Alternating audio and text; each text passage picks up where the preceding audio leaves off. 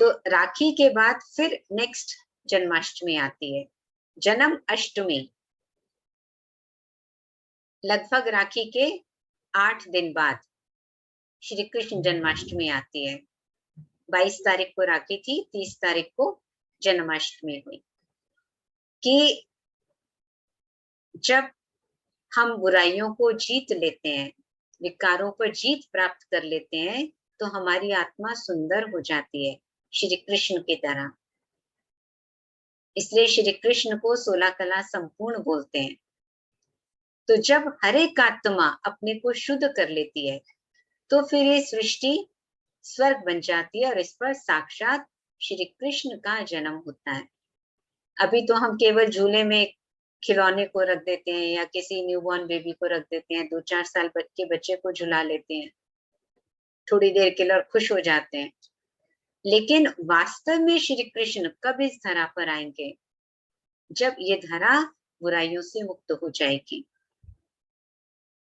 जब इस धरा से विकारों का अंत हो जाएगा।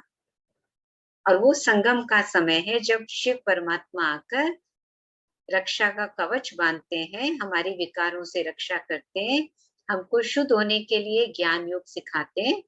और जब हम आत्माएं शुद्ध हो जाती हैं, 16 कला संपूर्ण बन जाती हैं, तो फिर इस सृष्टि का परिवर्तन होके सृष्टि स्वर्ग बन जाती है और इस पर देवी देवताओं का अवतरण हो जाता है।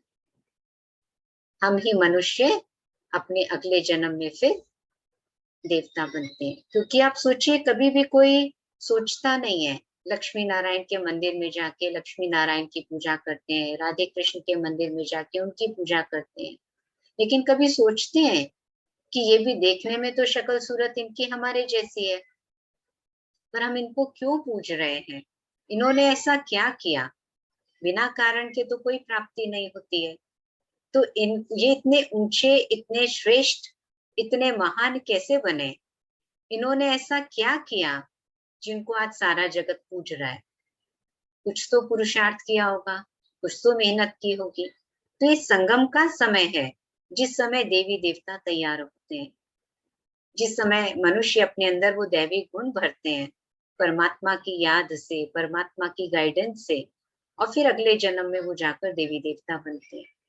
और फिर आम व्यक्ति उनकी पूजा करते हैं, उनकी आराधना करते हैं, जब भक्ति मार्ग शुरू होता है।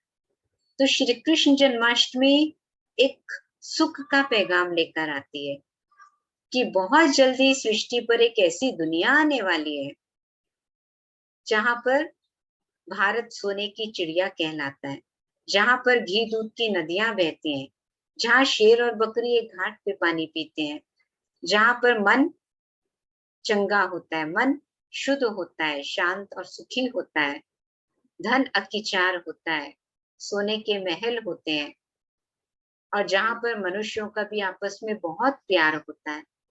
तन भी हमारा निरोगी, कंचन काया देवताओं की कहते हैं, निरोगी और सुंदर तन होता है, तो हर प्रकार का सुख है। तन का सुख, मन का सुख, धन का सुख, जन का सुख, आपस में प्यार प्रेम, और प्रकृति का सुख, जहां कभी अचानक मूसलाधार बरसात, कभी अकाल, कभी भूकंप, कभी तूफान, ऐसा मौसम नहीं, सदा बहारी मौसम। इसलिए कहते हैं देवताओं की दुनिया में सदा बहारी मौसम होता है। प्रकृति भी उस समय दासी होती है।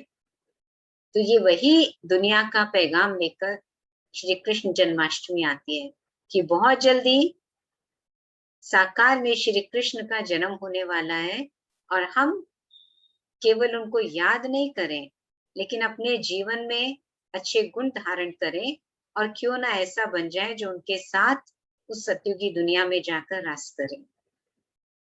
और ऐसा बनने के लिए शिव बाबा धरा पर आए हैं, हमको गाइड कर रहे हैं, हमको योग सिखा रहे हैं, ज्ञान दे रहे हैं, ताकि हम योग्य बनकर ऐसी दुनिया में जा सकें। क्योंकि आज का माहौल देखिए कितना नकारात्मक, कितना दुख और अशांति से भरपूर हो गया है, और हर एक व्यक्ति चाहता है कि हमारे जीवन में सुख शांति आए, खुशी आए। आज माँ बाप को बच्चों की चिंता हो रही है कि आने वाले वर्ष कैसे होंगे, हमारे बच्चों का भविष्य कैसा होगा, क्योंकि अभी तो ना पानी शुद्ध मिल रहा है, ना हवा शुद्ध मिल रही है और दिनों-दिन महँगाई बढ़ती जा रही है, अशुद्धि बढ़ती जा रही है। तो भले हम 21वीं सदी में तो पहुँच गए, साइंस के साधन तो हैं, लेकिन वो कब फ़ेल हो जाएँ और मनुष्य का आपस में प्यार नहीं रहा, कोई किसी की कदर नहीं कर रहा, कोई किसी को मदद नहीं कर रहा, सब लूटने में लगे हुए हैं। तो ऐसी जब अति आ जाती है दुःख की, पाप की, तो परमात्मा इस दुनिया का परिवर्तन करते हैं। इसलिए गाते हैं कि जब भगवान ने बुद्धि बाँटी या जब भगवान ने भाग्य बाँटा, आप सो रहे थे क्या? ये समय चल रहा है भगवान जब भाग्य बाँट रहे हैं, हमें जन्म-जन्मांतर का सुख का अधिकार देने का भाग्य दे रहे हैं। जन्म-जन्मांतर के लिए हमें पवित्र बना रहे हैं और एक जन्म नहीं, 21 जन्म के लिए सुखी बना रहे हैं शिव बाबा हमें। इसलिए कहते हैं जब भगवान देता है, छप्पर फाड़ के देता है। क्योंकि वो हमें थोड़ा-सा सुख, थोड़ी-सी शांति, आज हम मंदिर में जाते हैं तो भगवान से क्या कहते हैं, हे प्रभु थोड़ी शांति दे दो, हे प्रभु थोड़ा सुख दे दो, हे प्रभु थोड़ी सद्बुद्धि दे दो, थोड़ी शक्ति दे दो। लेकिन वास्तव में भगवान थोड़ा-थोड़ा नहीं देता। वो कहता है मैं कच्चा काम नहीं करता, मैं पक्का काम करता हूँ। एक ही बार आपको योग्य बनाकर इतना सुख शांति दे देता हूँ जो 21 जन्मों के लिए आपको कभी दुःख, अशांति, रोग, चिंता, फ़िक्र, उदासी, निराशा, डर कुछ भी ना हो, कोई कमी ना हो। ना धन की कमी हो, ना शांति की कमी हो, ना खुशी की कमी हो, ना प्यार की कमी हो, ना स्वास्थ्य की कमी हो। 3 ही चीज़ तो व्यक्ति माँगता है ना, हेल्थ, वेल्थ, हैप्पीनेस।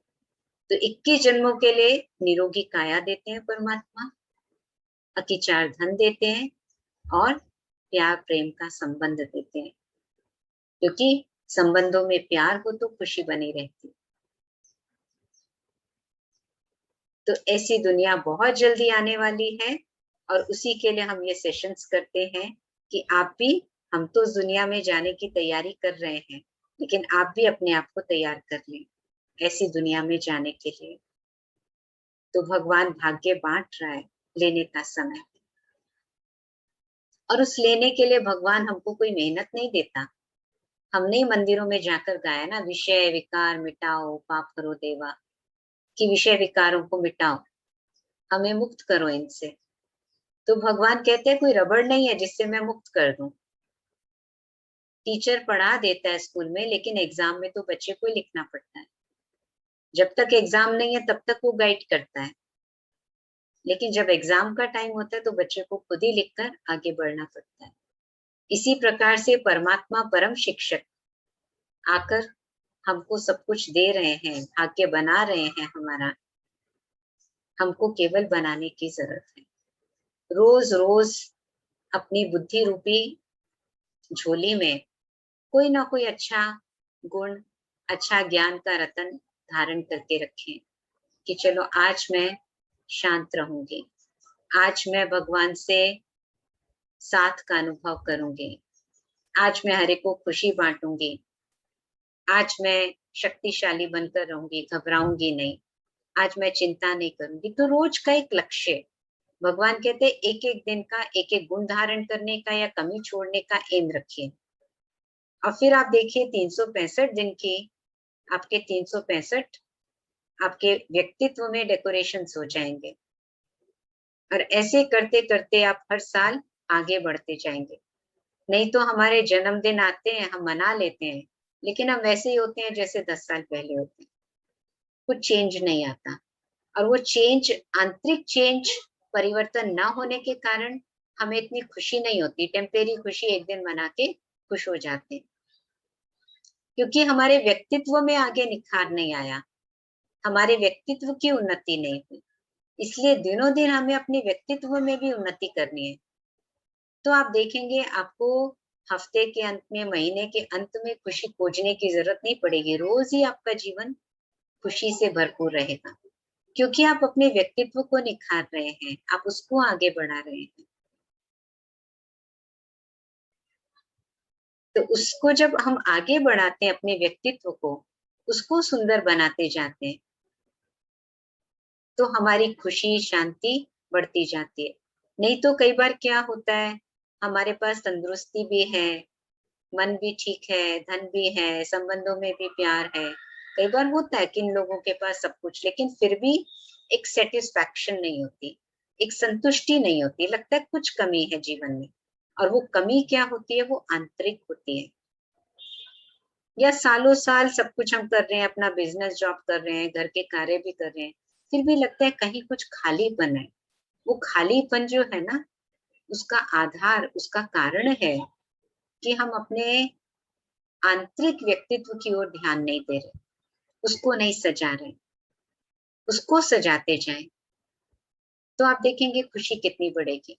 और फिर जब हम अपने व्यक्तित्व को सजाते जाते हैं, तो फिर हमें अपने बच्चों को गाइड करना भी आसान होता है, अपने परिवार के अन्य सदस्यों को भी गाइड करना आसान होता है, उनको भी सच्चाई की राह पर ले जाना आसान होता है। और फिर हम समाज की सेवा भी कर पाते हैं, समाज में अनेक लोगों को अच्छाई की राह पर ले जाने की प्रेरणा दे पाते हैं। और आज समाज में इसी चीज़ की ज़रूरत है सबसे ज़्यादा। ठीक है, कुछ लोग अन्न वितरण कर रहे हैं, कुछ लोग कपड़े बाँट रहे हैं, वो भी ज़रूरी है, लेकिन आज सबसे ज़्यादा ज़रूरत मनुष्य को सुख शांति की है। सबसे ज़्यादा आज मनुष्य को चिंता, डर, निराशा, कन्फ्यूजन्स